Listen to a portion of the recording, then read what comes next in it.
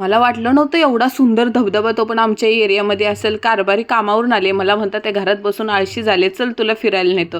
फिरायला न्यायच्या नावावरती माझी आत्मा पण नाचत उठते. त्यात 1 महिना झाला पाऊस चालू होऊन बेडकासारखी उड्या मारायला कुठे गेलो नाही. म्हणलं चला जावावं. कारभाऱ्याने धबधब्याचा ॲड्रेस विचारलेला. ॲड्रेस कुठला आहे? 2 वर्षापूर्वी आलेले तेव्हा सुंदर असं पूर्ण जंगल होतं. आता काय माणसांनी सिमेंटची जंगलं बांधले, ती भिंत बांधले आणि एकीकडे असा सुंदर नजारा. गेल्या गेल्या एक वडा बघायला भेटला आणि माझी छत्रीच तिथे ओढून गेली. आणि काय तिथेच आम्ही खेळ खेळायला सुरुवात केला. नुसतीच पोरं डोंगरावरून उतरत होती. त्यांना रस्ता विचारत विचारत आम्ही पुढे डोंगरावरती चढत गेलो आणि काय ते दृश्य दिसत होतं. हिरवागार डोंगर, जिथं जिथं ना बसून फोटो काढावेसे वाटत होते. सरकत चाललेलं, धडक पडत सांडत लवंडत, कारण का चिखल एवढा होता ना, पडता वाचत होतं. छोटे छोटेसे पण धबधबे होते. ही नुकताच नाही का ते एरोप्लेन उतरायचा स्टॉप तो तिथं होता. कॉलेजची पोरं मस्त मजा करत होती आणि एवढं सुंदर गाव होतं ना. सारवाईची घरं होती, कोंबड्या, शिर्डी, गाई, म्हशी सगळं काय होतं. मला वाटत नाही की फक्त एवढ्या शहराच्या आवाजात 15-20 मिनिटाच्या अंतरावरच एवढं सुंदर वातावरण असेल. एक झाड पडलेलं होतं, एवढं छान मस्त सीन होता ना.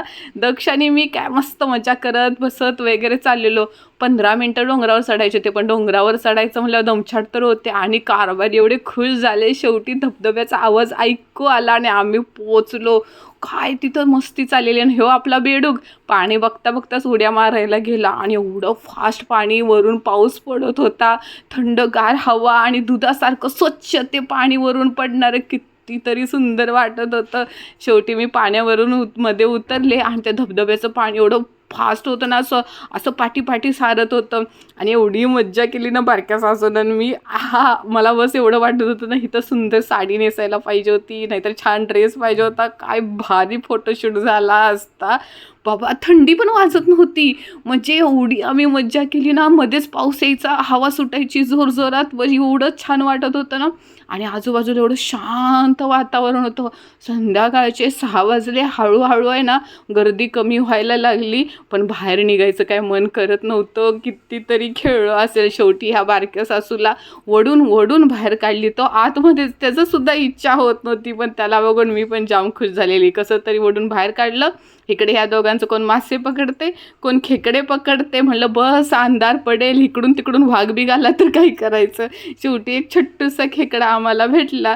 आणि जाताना परत ते रस्त्यावर पडलेलं झाड, त्याच्यावरती छान व्हिडिओ काढला. आणि एवढं मोकळं वातावरण, भास, एवढा एन्जॉय. लास्ट टाईमला कधी दिलखुलास आयुष्य जगलेलं माहीतच नाही. बाय.